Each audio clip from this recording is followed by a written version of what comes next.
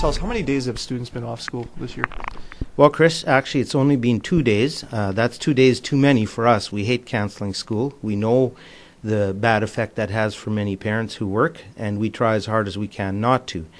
But we have had to close once for fog, which is the first time in history, and today it was the timing when the storm went through just before the bus run, and followed by heavy winds that are still blowing out there.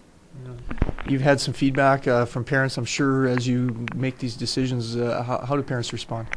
Mostly they're supportive of the safety, but on a day like this when the sun shines in town, many are wondering what happened. And I myself took a drive out about a mile into the country, and the country roads, there's snowdrifts that have been pushed up by the plows up to 6 to 8 feet high in places.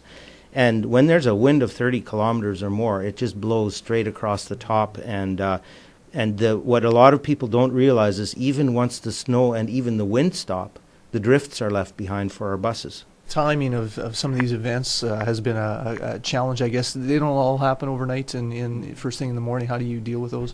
Well, yes, it's all about the timing. The storm this morning came through, the heaviest part of it at 5 o'clock in the morning, followed by the winds. So we canceled school.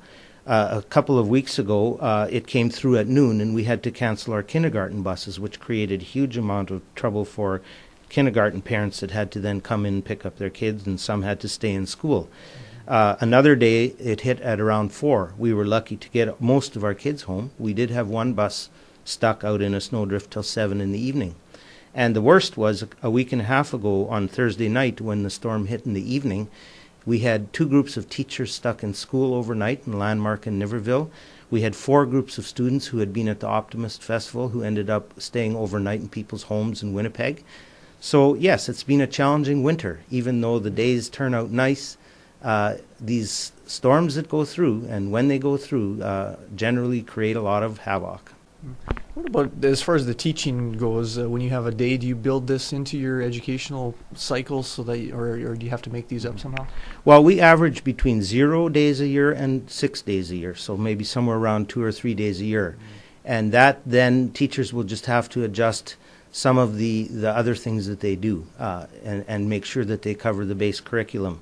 That's unfortunate, of course, and the most unfortunate is when we miss provincial exams and things like that can't be rescheduled.